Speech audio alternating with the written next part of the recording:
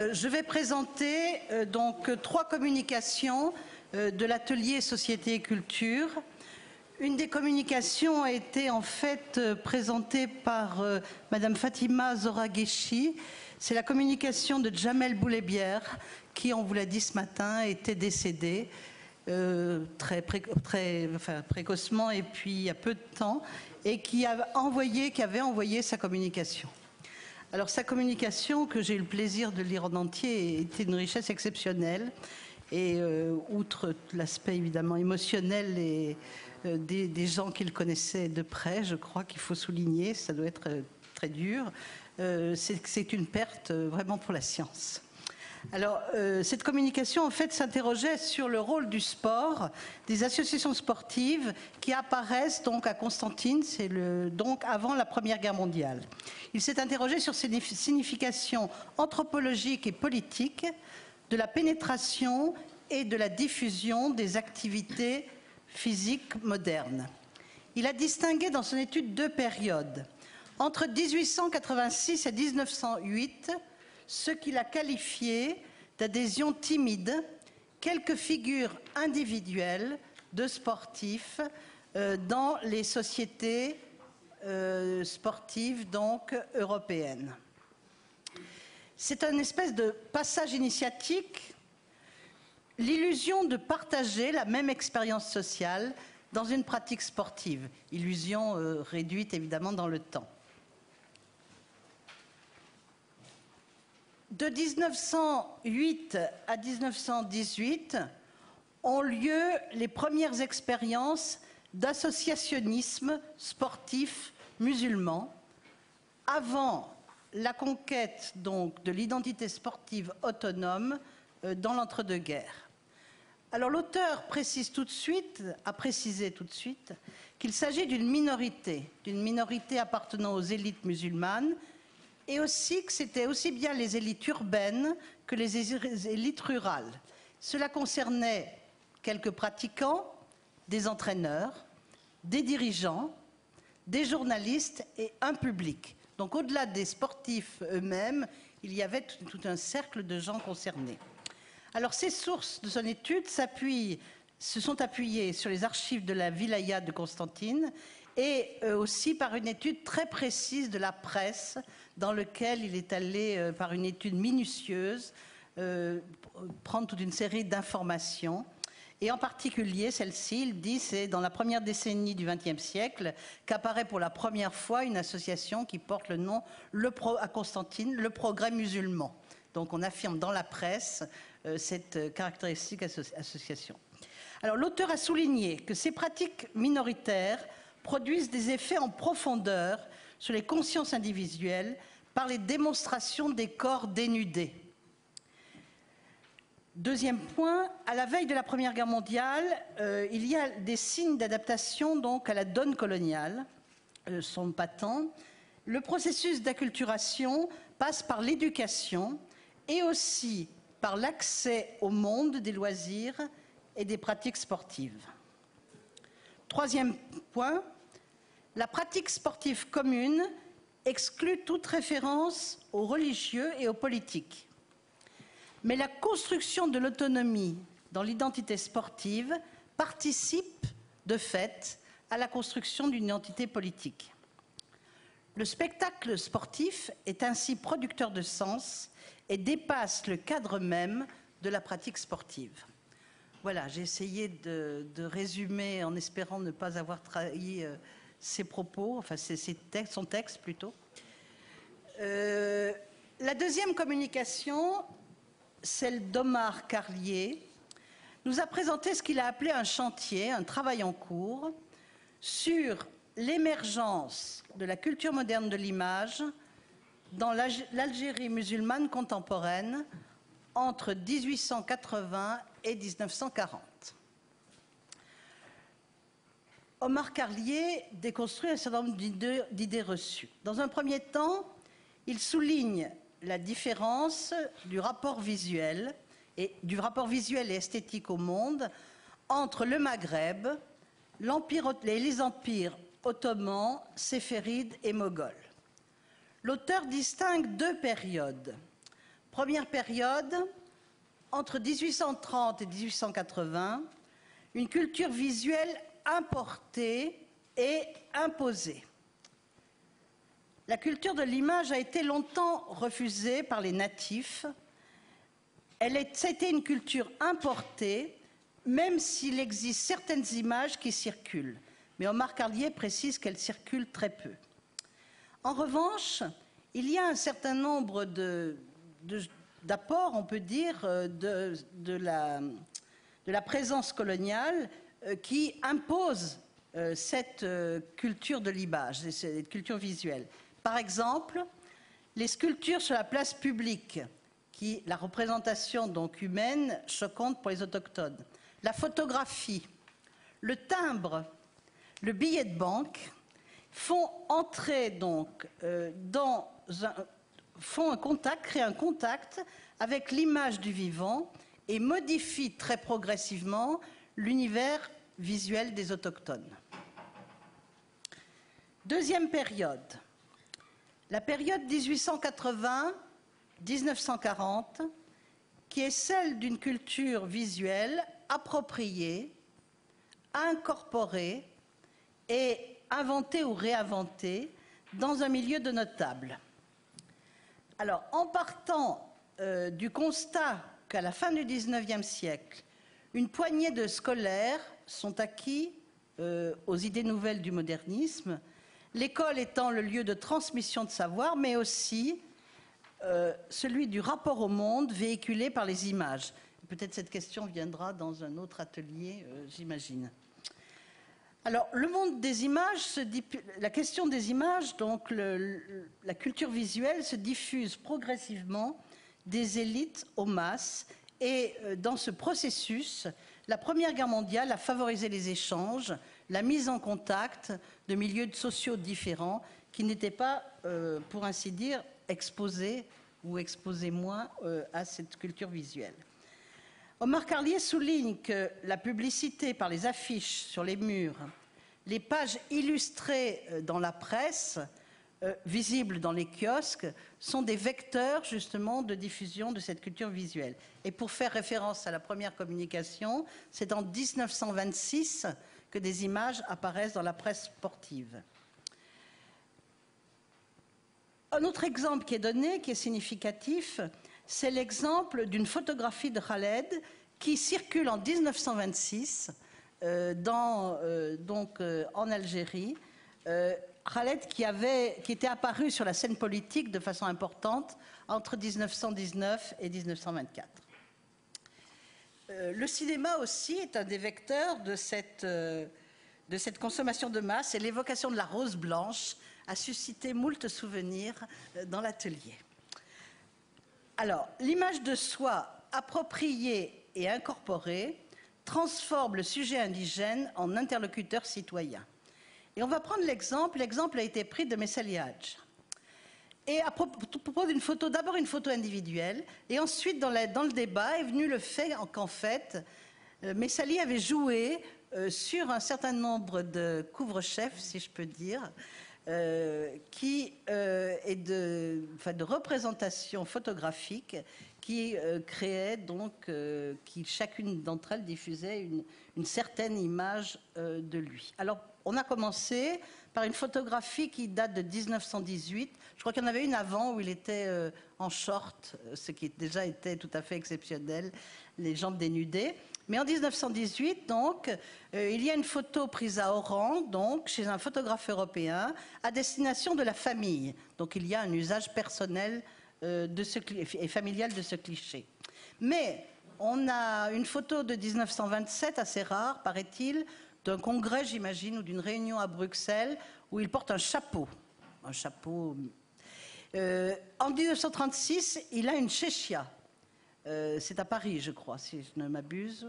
Non, à Alger, pardon.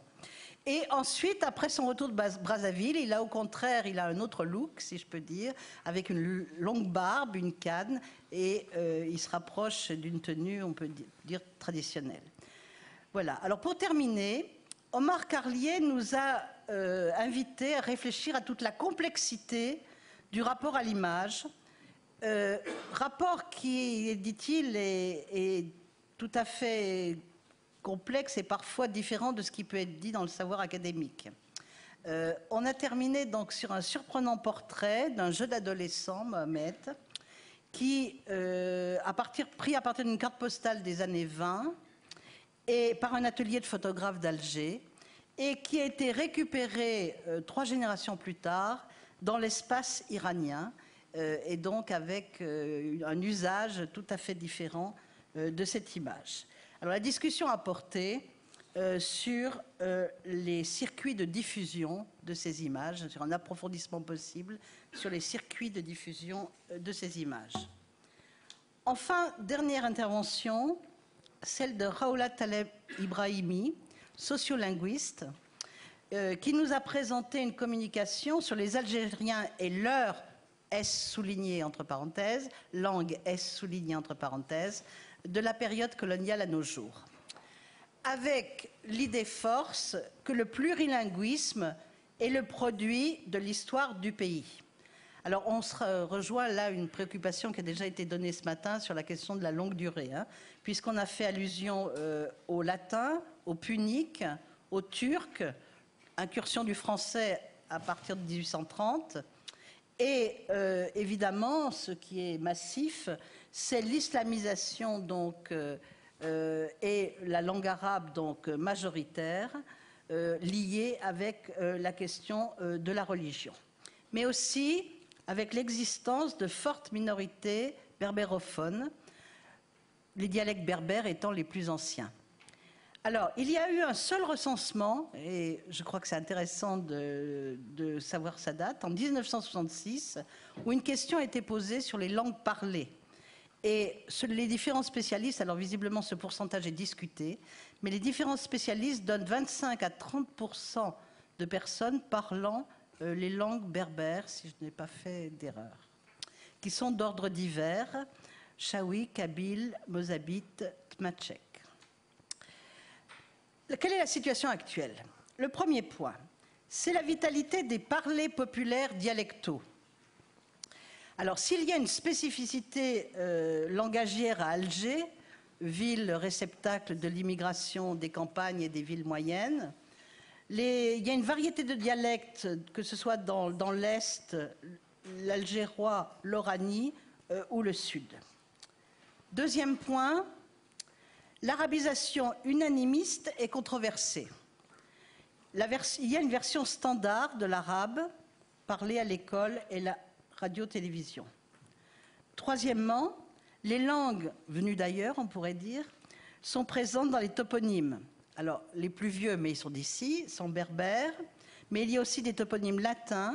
Pour les Ottomans, on retrouve cette trace dans les noms propres, le français, et secondairement l'italien et l'espagnol dans l'Ouest, et qu'on trouve aussi dans le parler oranais.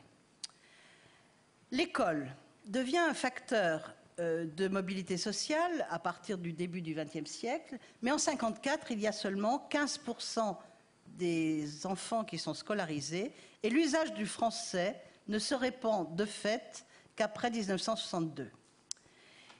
C'est seulement en 89 que le système secondaire, du primaire au secondaire, est complètement arabisé. Le français, à la suite de cette mesure, périclite dans un certain sens, voire disparaît dans certains milieux. Mais la politique s'est inversée, en tout cas, si elle s'est inversée au moins officiellement, depuis 2003 environ. Il y a un programme de réhabilitation du français, et avec même des propositions de mise à niveau intensive. Le problème posé, c'est qu'il n'y a pas d'infrastructure pour cette réhabilitation du français. Alors, il y a deux questions pour terminer, en tout cas ce résumé. C'est la question des pratiques et la question de la représentation. Il y a dans les pratiques un bilinguisme de fait, sinon de droit. Derrière l'unanimisme de façade et l'hantise de la division qui était souligné dans la discussion, il y a ce bilinguisme français-arabe donc depuis l'indépendance, et soulignons que l'Algérie est le plus grand pays francophone après la France. Deuxièmement, il y a un plurilinguisme complexe. Un plurilinguisme complexe avec, dans la société, un va-et-vient entre les langues et les dialectes dans les usages populaires. Et je terminerai par une citation qui m'a beaucoup plu. « Nous, les Maghrébins, nous avons mis 14 siècles pour apprendre la langue arabe, à peu près, plus d'1 siècle pour apprendre le français, à peu près, et depuis des temps immémoriaux, nous n'avons pas su écrire le berbère. » Voilà, c'est dans Maghreb pluriel de Katibi. C'est une citation qui était donnée, bien sûr, par l'intervenante. Je vous remercie.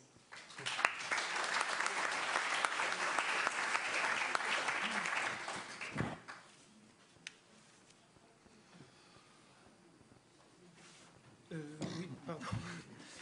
Donc, on va peut-être passer à la seconde session thématique, religion et statut personnel. Bien, merci. Et je cède la parole donc à Fouad Soufi, qui a présidé cette session et va nous en rendre compte. Oui, je vais essayer du moins. Donc, religion et statut personnel. À l'origine, au début, 4 conférences. En fait, nous avons eu 2 absents. Chérif Farjani et Michel Renard ne sont pas venus. Donc, j'ai à présenter en fait 2. Celle de Richard Ayoun, les Juifs d'Algérie au-delà des pressions officielles et des lobbies de mémoire, et de Karima Dieresh Slimani, quand les missionnaires rencontrent l'islam berbère 1873-1930. Alors je dis tout de suite, je suis parfaitement étranger à ce type de questionnement. Ce qui n'a pas rendu facile, surtout le... Oui, j'ai accepté, parce... je ne sais même pas pourquoi d'ailleurs j'ai accepté. Peut-être parce que je voulais voir mon nom, enfin bref. Alors, religion et statut personnel, à travers 2 histoires que je considère tout de même comme étant 2 dimensions de l'histoire de l'Algérie. Et quand Richard Ayoun présente la longue marche du judaïsme algérien depuis sa constitution jusqu'à sa réalité à la veille de 1962, Karima Dieresh analyse une population de Kabylie convertie au christianisme dans la seconde moitié du XIXe siècle. Alors encore une fois, je ne suis pas spécialiste de l'histoire des religions et encore moins de leur histoire sociale. J'ai eu à retenir du beau texte de Richard Ayoun, même s'il m'a paru un peu lisse, et je me suis permis de lui faire la remarque dans les débats. J'ai retenu donc une volonté d'aller chercher l'histoire du judaïsme dans les mouvements profonds de l'histoire de l'Afrique du Nord d'une manière générale. Mais c'est vrai que c'est la période coloniale qui aura été traitée de façon un peu plus précise, c'est-à-dire comment les Juifs algériens, Juifs toujours ou pas, la question a été posée dans la salle, sont devenus Juifs français, ou français juifs, je ne pose pas de... Comment, de proche en proche, mais dès avant le décret Crémieux de 1870, est apparu au sein de la communauté juive un mouvement fort de rapprochement puis d'intégration à la cité française. Et entre autres agents d'intégration, d'assimilation en tous les cas, évidemment on trouve l'école. Il reste que, et c'est souligné par Richard Ayoun, que le passé commun, la communauté de langue, la communauté de vie, de pratique, n'aura pas été oubliée. Mais c'est vrai aussi que ce sont les effets de la guerre de libération nationale qui vont vite se faire ressentir, et le choix est tout aussi vite fait pour la communauté. Alors le choix, c'est peut-être, en tout cas c'est ce que j'ai cru entendre en filigrane dans l'exposé de Karima Dieresh Slimani, mais un choix qui va poser plutôt 2 types de problèmes. D'abord, il répond à une nouvelle configuration historique. Nous sommes au milieu du XIXe siècle, dans des conditions précises, celle de l'après-révolte d'El Mokrani, mais en même temps, c'est porté par les effets, ou par le mythe kabyle. Hein? Je crois que Karima Dervish a très bien cadré son objet, géographiquement et socialement. Alors si je dis ça, c'est parce qu'au cours des débats, on est sorti un petit peu de cet objet précisément. Et elle nous montre, c'est du moins ce que j'ai compris, comment des personnes en grande partie marginales dans la société kabyle vont être par leur conversion encore plus marginalisées. Comment le mythe kabyle va s'alimenter de la représentation du kabyle chrétien, mais va alimenter également une vision particulière de l'histoire de cette région. Alors, marginaux, marginalisés, ils sont, elle nous dit-elle, 4000 convertis en 1920, et la richesse des archives des Pères Blancs, et grâce à la richesse des archives des Pères Blancs, elle a pu lire les cheminements et les motivations, les cheminements sociaux. Hein, je ne sais pas si j'ai noté spirituel, mais là, à la limite, je crois que j'ai fait une petite erreur, de ces Mtourni, ce qu'on va appeler les Mtourni. Or, dans le langage des années 30, les Mtourni ne sont pas seulement ceux qui se sont convertis, mais également et d'abord ceux qui se sont naturalisés. Et donc, ils vont rejoindre dans la réprobation sociale, donc les naturalisés, alors même, hein, nous dit-elle, et ça c'est grâce à l'information qu'elle a lue, qu'elle a trouvée dans les archives, alors même que leur comportement social ne va pas changer de façon radicale. Alors la lecture critique de ces archives, donc qui sont de véritables gisements de l'information anthropologique, montre aussi la vision qu'ont les Pères Blancs de l'islam en Kabylie, ou au contraire l'absence pratiquement de vision. Et il faut donc attendre 1930-1937 pour que l'on assiste à un changement doctrinal. Alors dans les débats auxquels, je le dis, c'est toujours intéressant, hein, auxquels André Nouchy a apporté, vraiment il nous a réveillés, il a apporté autant son témoignage que ce qu'il sait. Dans ces débats, j'en ai retiré, de ces débats, pardon, j'ai retiré la complexité de l'histoire dans notre pays. Et les questions précises et les témoignages tant sur le judaïsme algérien, donc qui ont porté sur le décret Crémieux, sur l'application de la séparation de l'Église et de l'État, ont également porté sur, curieusement d'ailleurs, un petit peu peut-être sur le devenir de ces chrétiens, ce qu'ils sont devenus. Voilà, donc je ne vais pas aller plus loin parce que ça allait un petit peu dans tous les sens, et de faire la synthèse, ça a été plutôt délicat. Je vous remercie.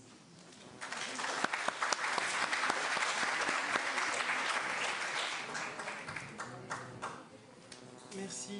Je cède la parole à Jean-Pierre Frey pour nous rendre compte de la session thématique Société, scène et acteurs. Merci. Alors je crains évidemment de trahir une partie des propos qui auront été tenus dans cet atelier. Il nous restait trois conférenciers.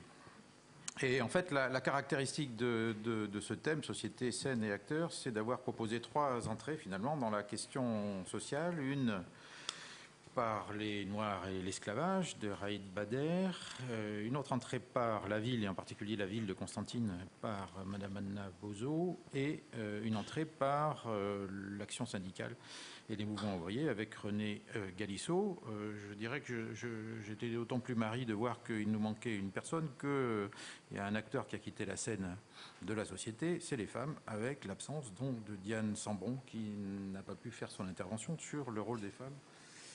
Les femmes algériennes comme enjeu politique. Donc c'est un peu dommage, d'autant que nous n'avions pas de texte à transmettre, et donc nous n'avons que le petit résumé dans le fascicule.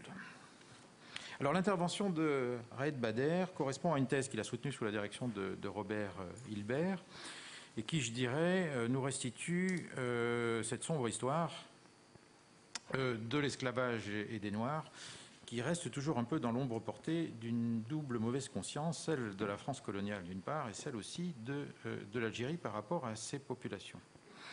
Alors, il y a tout d'abord, c'est ce que j'ai relevé, des difficultés à cerner véritablement cette population d'esclaves et ses caractéristiques socio-économiques. D'abord parce que les chiffres dont on peut disposer sont très fluctuants, contestables, souvent lacunaires. Donc, dans le fond, il y a des chiffres qui ont été donnés quand même qui peuvent varier de 2000 jusqu'à 20 000 pratiquement pour des populations qui sont censées être à peu près les mêmes sur une partie du territoire. Donc ça reste, à mon avis, un enjeu que de dénombrer de façon précise ces catégories de population. Difficulté aussi à cerner ces populations par leur origine géographique, peut-être un peu moins par le rôle qui leur est dévolu. Et il n'y a guère que dans la catégorie, je dirais, de Haratin, dans le sud de l'Algérie, qu'à peu près tout le monde est d'accord. Pour le reste, la question reste toujours très controversée. L'analyse a proposé une périodisation spécifique en trois grandes phases qui correspondent, je suppose, à des chapitres de la thèse, 1830 à 1848, de 48 à 1870 et de 1870 à 1906, la date de 1906 correspondant à l'un des trois décrets qui a été adopté concernant l'esclavage.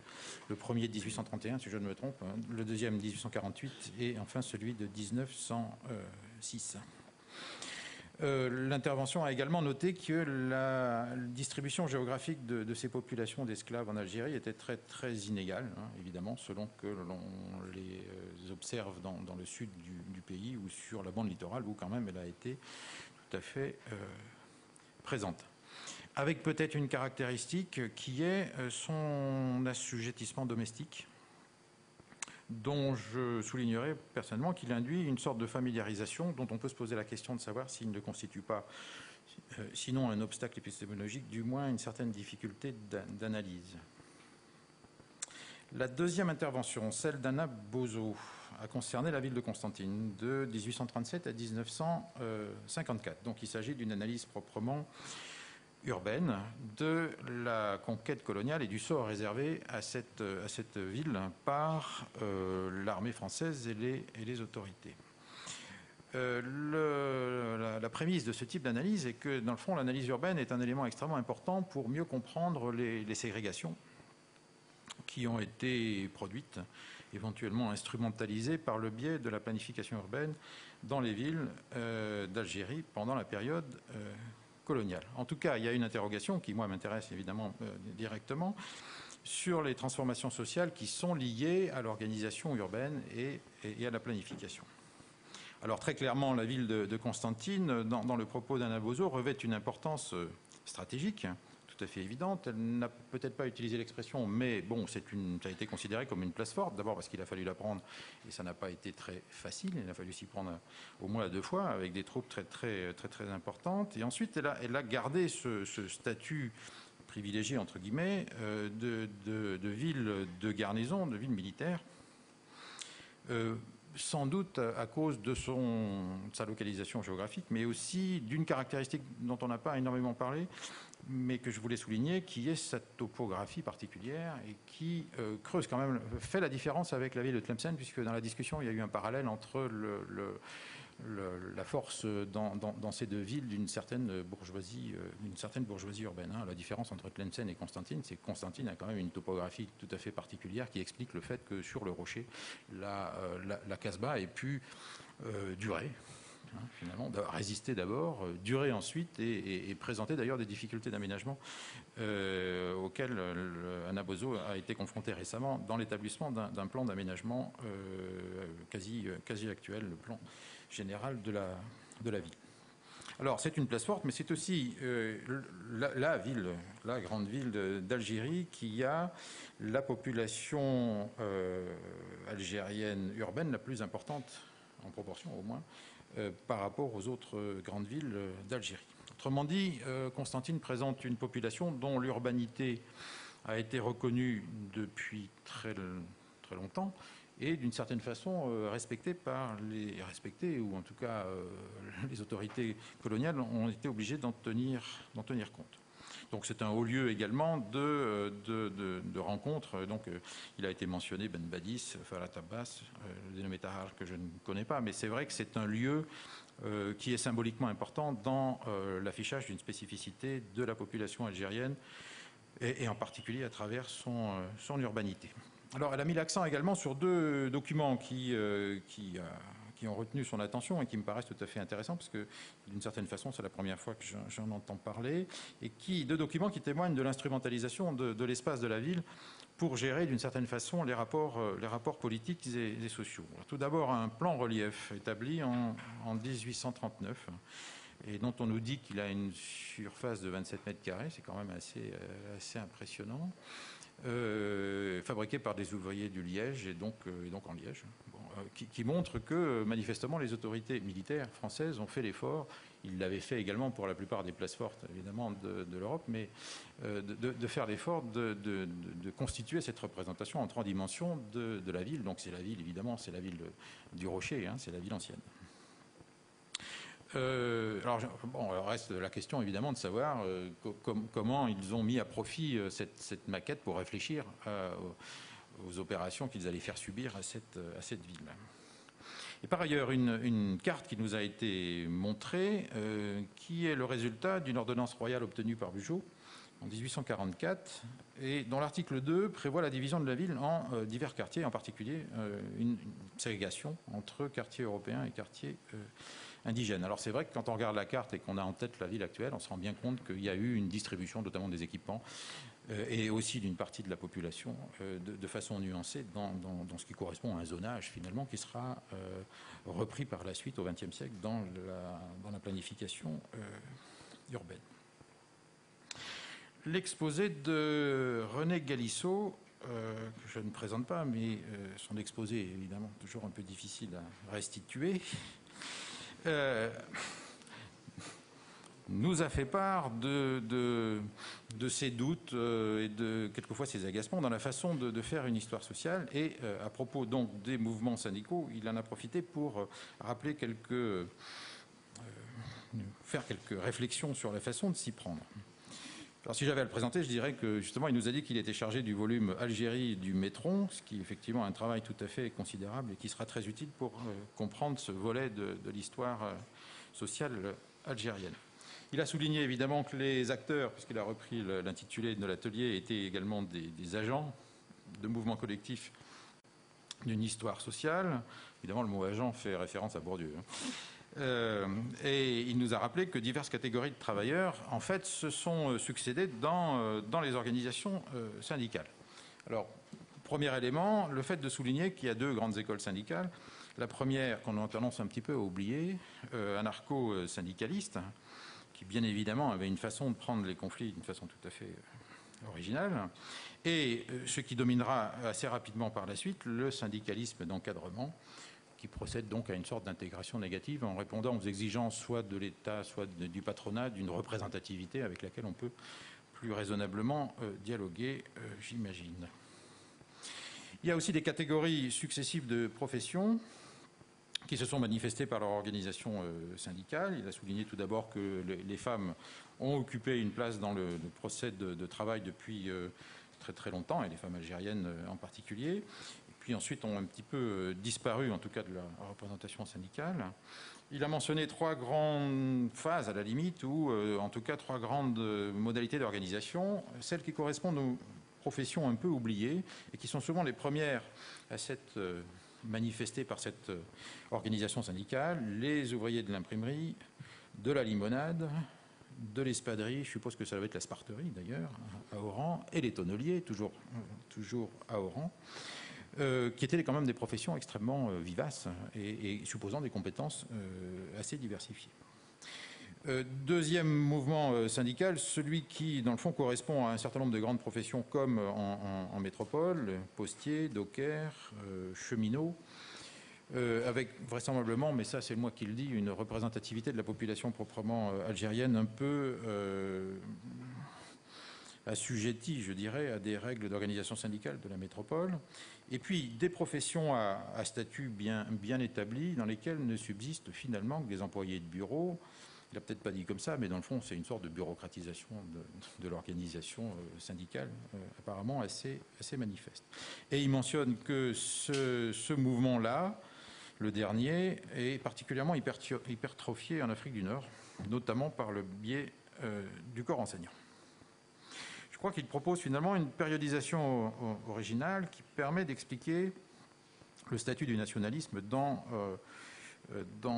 l'histoire algérienne et sa base syndicale, héritée de la période coloniale. Et donc il fait la différence entre le national-développementalisme qui caractérise la première phase de l'organisation politique de l'Algérie indépendante sur cette base de la représentation sociale syndicale, et puis dans une période plus récente, la montée en puissance, je dirais, de l'intelligentsia religieuse, qu'avec Bourdieu, puisque je renvoie un petit peu la balle, on pourrait appeler les administrateurs légitimes de biens de salut, qui deviennent relativement importants dans l'organisation politique algérienne. Si j'avais à résumer les trois interventions et conclure sur l'apport de cette session thématique, je dirais d'abord que l'espace urbain ou l'image géographique de la distribution des diverses catégories de population en présence permet ou a permis à un certain nombre d'auteurs de mettre plus facilement le doigt sur des formes de ségrégation qui ne sont pas apparentes de la même façon ou qui n'apparaissent pas de la même façon dans d'autres approches historiques. Et peut-être un objet particulier mériterait un approfondissement, c'est celui du village nègre, aussi bien comme dénomination des quartiers que comme caractéristique effective sur le plan social, car il y a donc, on ne sait pas très bien d'où vient cette dénomination, ni ce qu'elle recouvre exactement selon les localités, puisque dans le fond, il y a à chaque fois des réalités économiques et sociales différentes pour ces quartiers. Il y a par ailleurs, je crois, à travers cette analyse qui privilégie peut-être un petit peu plus l'espace que le temps, des propositions de périodisation spécifiques. Et je crois que c'est le témoignage d'une histoire qui s'achemine aussi vers une plus grande interdisciplinarité. Et je voulais appeler de mes voeux ce qui correspondra à une histoire architecturale de la société algérienne, par exemple, parce que je pense qu'il y a une production esthétique très originale qui mériterait d'être analysée et qui nous révélerait des tas d'aspects tout à fait intéressants de l'organisation politique et sociale, de la même façon qu'une histoire de l'habitat nous acheminerait vers une meilleure compréhension des conditions de cohabitation des diverses catégories de population qui ont été en présence et qui le sont encore dans l'Algérie actuelle. Je vous remercie de votre attention.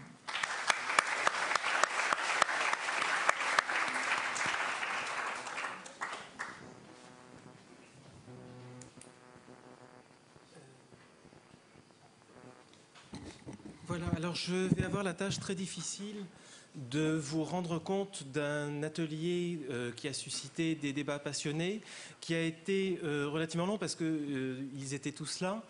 Et donc on a même un petit peu débordé sur notre temps, ce qui explique le caractère à la fois très inachevé du compte-rendu que je vais vous présenter. Alors, un atelier qui était consacré à l'enseignement et aux enseignants dans l'Algérie coloniale. Et vous imaginez bien que c'est un sujet sur lequel tous les intervenants se sentaient profondément en empathie. Et que à la fois le ton des interventions, les soucis de pédagogues qui se sont exprimés sur les conséquences de l'arabisation en termes de poursuite des études en France et poursuite de thèse en France en sciences sociales, donc se sont également exprimés. Soucis de pédagogue, témoignages aussi, donc ce qui vous explique une session particulièrement riche et intéressante. Donc je ne vais en rendre compte que de façon très très imparfaite, d'autant que, ayant plutôt travaillé sur l'histoire égyptienne, je connais très mal, pour ne pas dire pas du tout, l'histoire de l'enseignement algérien. C'est un peu comme vous. Je voulais avoir mon nom sur le programme. Alors, première intervention, le professeur Abdelrahim Sekfali de l'université de Constantine. qui a évoqué la figure des instituteurs et médersiens en Algérie coloniale à partir d'une enquête faite sur environ 8000 personnes dans le Constantinois. Et donc il l'a fait d'abord en présentant un contexte d'une part de refus généralisé de la population musulmane au début et de double refus de la population musulmane et des tenants de la colonisation et des colons de promouvoir un enseignement français, refus sur lequel nous reviendrons par la suite. Il a essayé de montrer que les instituteurs étaient dans leur ensemble un corps bien constitué, soudé, qui avait joué un rôle de premier plan dans la société, en jouant un rôle d'intermédiaire culturel, de médiateur culturel et d'animateur de la vie politique et sociale. Animateur donc de réunions, de réunions diverses et également impulseur d'un mouvement syndical naissant, plusieurs se retrouvant proches de la mouvance du Parti communiste. Ou de la SFIO. Donc des instituteurs aussi qui se sont retrouvés dans le mouvement jeune algérien, qui ont écrit dans des journaux de droite et de gauche. Et en définitive, le tableau qu'il nous a présenté, alors je m'excuse de ne pas pouvoir rentrer dans les détails, mais nous a présenté des gens qui, d'une certaine manière, retournent à leur propre compte l'idée de patrie.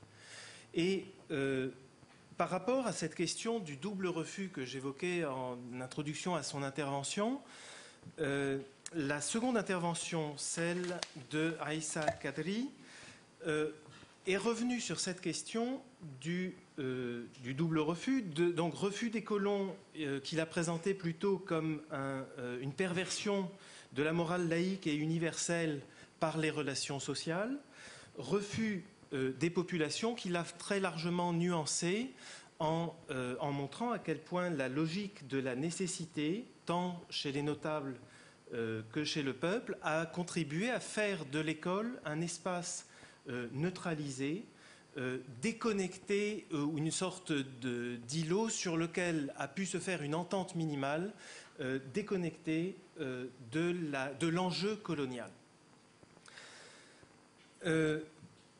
L'intervention de Aïssa Kadri s'est présentée comme un contre-pied à ce qui est en général avancé, ce qui a été avancé pour la défense de l'article 4 de la loi du 23 février 2005, l'enseignement comme aspect positif de la colonisation française en Algérie.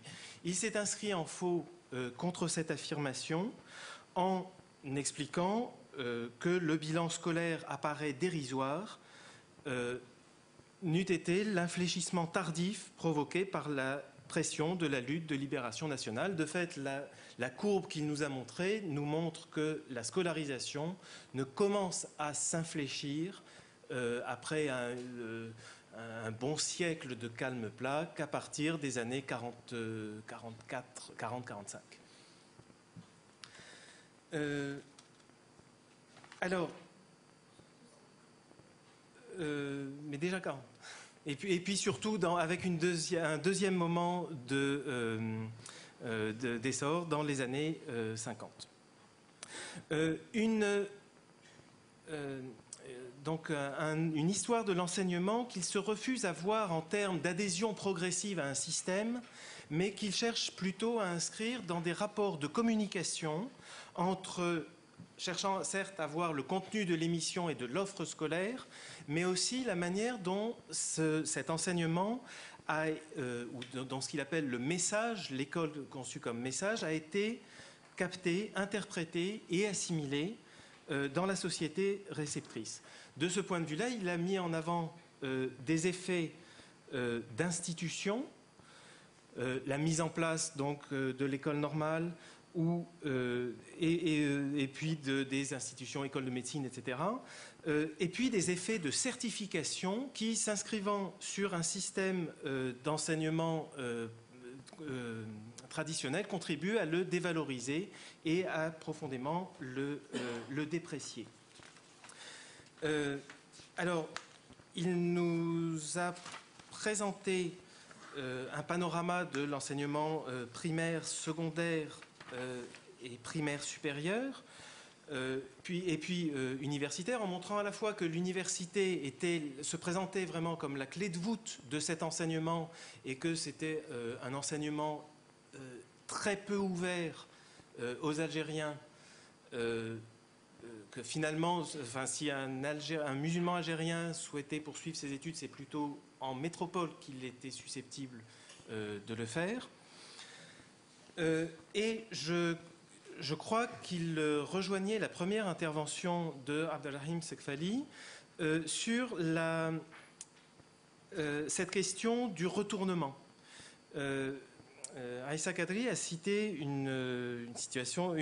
a cité Jules Ferry, parlant de l'enseignement primaire en disant « Il n'est hors de question de leur enseigner ». Je restitue de mémoire, hein, et donc bon.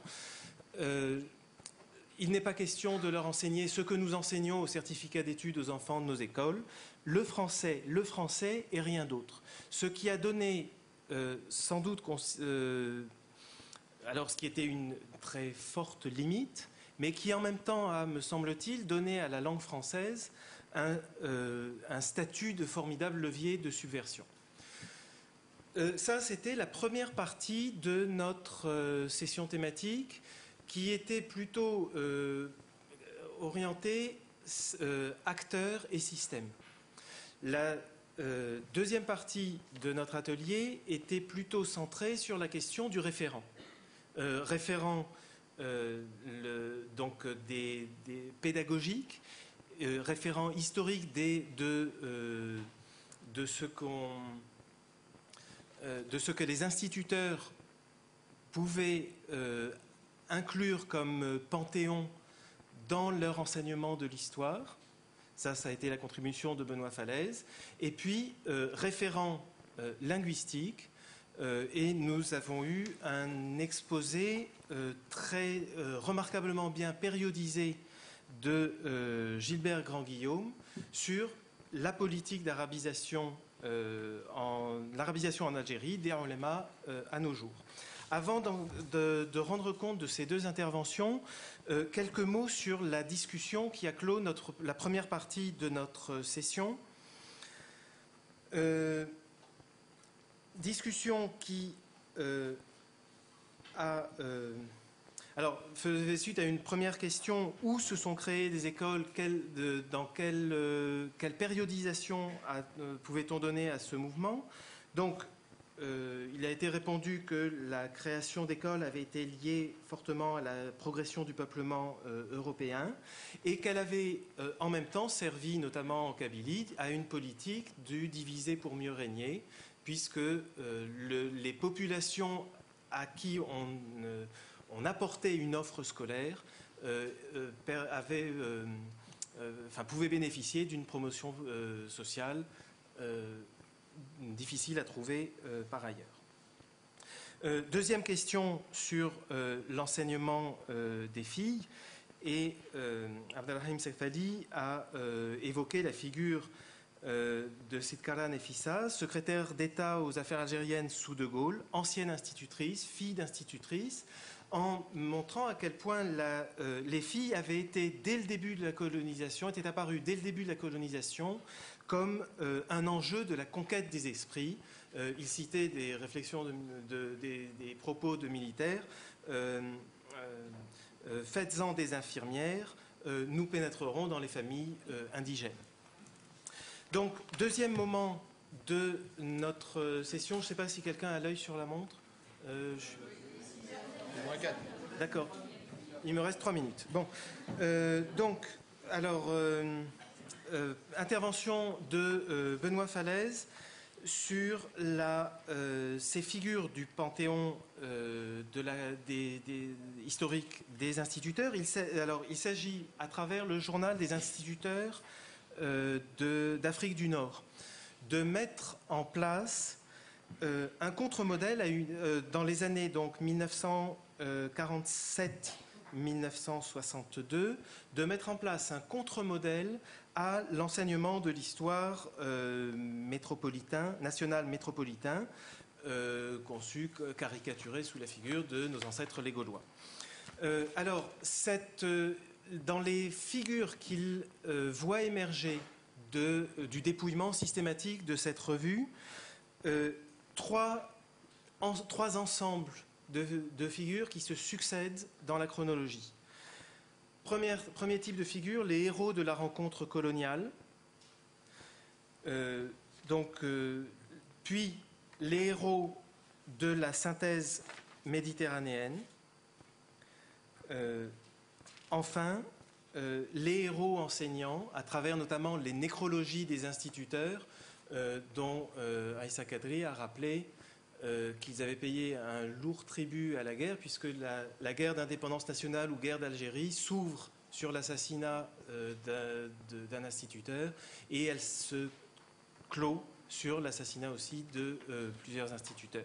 Alors, je crois que ça correspond assez bien à cette idée de l'école qui finit par émerger, donc cette figure de l'héroïsation, l'auto-héroïsation des instituteurs, l'école comme sanctuaire détaché des enjeux de la colonisation, ce que toutes les premières interventions nous ont montré qu'elle n'était pas. Dernière contribution, celle de Gilbert Grand-Guillaume, en 4 moments, celui de la renaissance de l'arabe avec le mouvement des ulama dans les années 30, celui de la politique d'arabisation de Ben Bella et de Boumedienne, celui de l'accentuation de l'arabisation à l'époque de Chadli Benjedid et de la montée de l'islamisme, celui enfin de la guerre civile et d'une tentative de réforme pour trouver une espèce de juste équilibre entre l'acceptation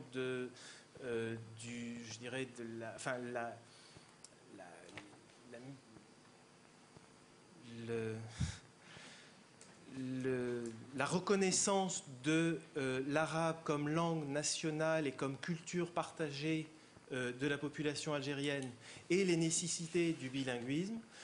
Donc, essaie de retrouver un moment un juste équilibre du balancier. Alors, beaucoup de questions ont été rentrées. Je crois que cette session sur l'enseignement et les enseignants a montré qu'on était dans une tension permanente entre deux logiques.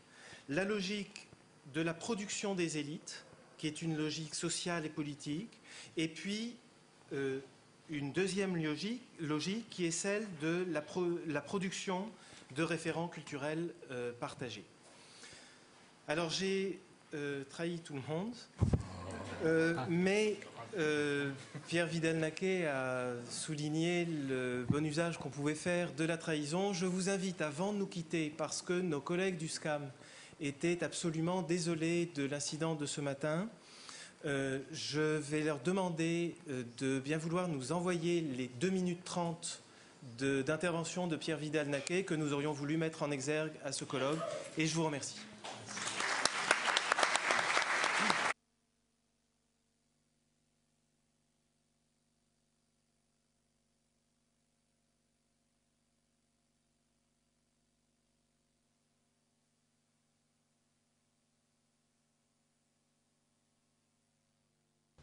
Vous avez conçu avec Gilbert Meignet ce colloque un petit peu, si j'ai bien compris, comme une défense et illustration du métier d'historien. Oui. Oui, parce que le métier d'historien, ce n'est pas le métier d'archiviste, même si on travaille sur des archives. Ce n'est pas une association mémorielle, même si la mémoire et l'histoire jouent ensemble un jeu compliqué. Le métier d'historien, c'est établir des faits avec leur connexion et construire des ensembles. C'est ça le métier d'historien qui est inséparable de la construction d'ensemble. Et cela ne se fait pas uniquement avec des documents, cela fait aussi, ça a aussi un aspect de construction, presque d'œuvre d'art, où on n'a pas besoin de prononcer forcément des grands mots. Il faut que l'historien est un homme calme de tempérament, du moins il devrait l'être, mais en revanche il doit aller jusqu'au bout. Et ça, c'est parfois difficile. Et alors, qu'est-ce qu'il distingue d'un mémorialiste ou Le mémorialiste, il essaye de rendre présent ce qui est passé. L'historien, il essaye d'étudier le passé pour ce qu'il a été. C'est tout à fait différent.